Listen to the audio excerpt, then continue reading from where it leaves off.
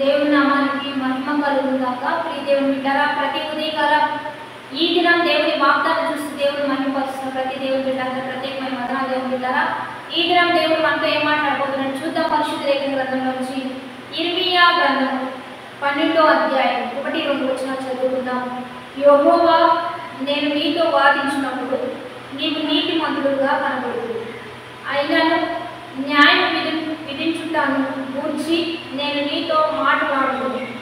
దుష్టులు తమ మార్గంలో వర్ధిల్లనేలా, మహావిశ్వాసఘాతకులు సుఖింపనేలా.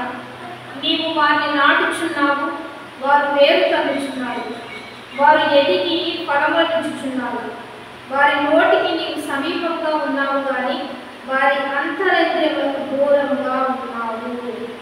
యెహోవా, నీవు నన్ను ఎరిగి ఉన్నావు, నన్ను చూచుచున్నావు. నా హృదయం నీ పట్ల ఎట్లున్నది నీవు శోధించుచున్నావు.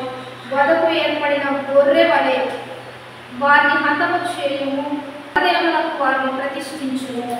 ఇక్కడ దేవుని బిడ్డలారా, ఇర్మీయా ప్రవక్త రాస్తున్న మాటలు ఇవన్నీ కూడా దైవిక భక్తితో, నీతితో, యథార్థతో బ్రతుకుతున్నప్పుడు అక్కడున్న సమాజం, అక్కడున్న ప్రజలను బట్టి ఎంతో కన్నీరైపోతున్నాడు, వేదన అయిపోతున్నాడు. ఏమని రాస్తున్నాడంటే, అయ్యా, నేను నిన్ను ప్రశ్నిస్తున్నప్పుడు, నిన్ను చూస్తున్నప్పుడు నీవు న్యాయాధిపతిగానే ఉంటున్నావు, కానీ దుష్టుల విషయంలో మాత్రం పగ తీర్చవా, వారిని మరి క్షీణింపచేయవా, వారిని హతము చేయవా అంటున్నప్పుడు ఇక్కడ దేవాది దేవుడు ఏమని సెలవిస్తున్నాడంటే, వారు వేరు తగ్గుతున్నారు, వారిని ఫలింపజేస్తున్నావు, వారిని వృద్ధిలోనే నడిపిస్తున్నావు, వారికి నువ్వేమి చేయకపోవడం వలన వారు ఇంకా ఎదుగుతున్నారు అని మాట్లాడుతూ ఉండగా దేవాది దేవుడు ఏమని సెలవిస్తున్నాడంటే, మరి తీర్పు దినము వరకు మన ఓపికతో ఎదురు చూసినప్పుడు మరి గోధుమలు గురువులను ఆయన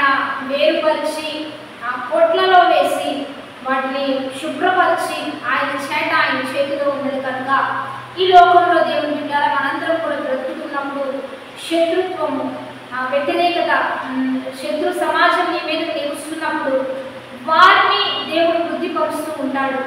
వారు వ్యతిరేకిస్తున్నా ఎందుకు అంటే ఒక దినము ఉంటుంది, ఆ దినమున మనం ఓపికతో ఎదురు చూసినప్పుడు దేవుడు వారికి సమయం ఇచ్చినప్పుడు ఆ సమయంలో వారు మారుతారేమో, వారు రక్షించబడతారేమో అని దేవుడు వారికి సమయం ఇచ్చినప్పుడు దాన్ని వారు వాడుకుంటే మంచిది. వాడుకోలేక పక్షాన వారు నిత్య నరకాగ్నికి వెళ్ళిపోతారు. కనుక దేవుని బిడ్డలారా, ఒకటే వారు ఫలించినట్లుగా దేవుడి సహాయం ఎందుకు చేస్తాడు అంటే, వారు కూడా నిత్య నరకాగ్నిలో నుంచి రక్షించబడడానికే. కాబట్టి ఆయన ఓపికగా వారి వైపు ఎదురు చూస్తున్నారు కనుక మనము కూడా సహిద్దాం, భరిద్దాం, తట్టుకుంటూ వారి రక్షణ కొరకు మనం ప్రార్థన చేద్దాం.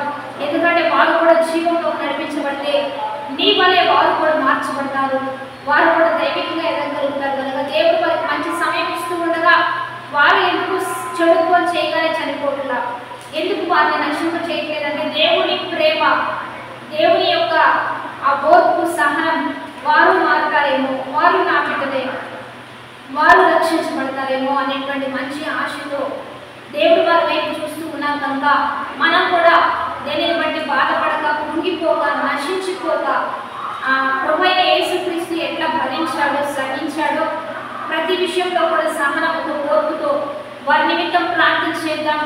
అయితే ఒకటి మనం జ్ఞాపకం చేసుకుందాం, మారు మనసు పొందకపోతే, రక్షించబడకపోతే మనల్ని వేరు చేసి అగ్నిలో పోసి మరి కాల్చి వేస్తానని వాక్యం సెలవిస్తుంది. కనుక ఇంటి విషయమై మనందరం కూడా ఆయన ధన నిధిని పొందుకుంటూ పరలోక అనుభవంలో మనందరం కూడా ఉండాలనే విషయాన్ని మనందరం జ్ఞాపకం చేసుకుందాం.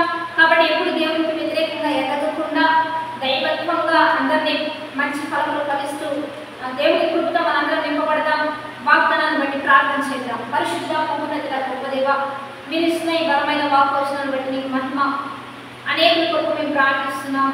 అందరూ రక్షించబడాలి, అంతటా అందరూ మారు మనసు పొందాలి, అనేకులు జీవంలో నడిపించబడాలి, అనేకులు కృప పొందుకోవాలి, అనేకులు అద్భుతమైన నీ ఘనమైన కార్యాలు పొందుకునేటట్లుగా రక్షణ కార్యం నీ ప్రజల పట్ల మీరు జరిగిస్తూ నీ వలె మేము ఈ భూమి మీద నడుచుకున్నట్లుగా సహాయం చేయమని ఈరోజు బర్త్డేస్, మ్యారేజ్ డేస్ జరుగుతున్న వారికి దీవెనలు, శుభములు ప్రకటిస్తూ నీ ఘనమైన నామాన్ని మహిమ తెచ్చుకోవాలి. ప్రభువైన యేసుక్రీస్తు నామమున అడిగి వేడుకొని ప్రార్థిస్తున్నాము తండ్రి. ఆమేన్.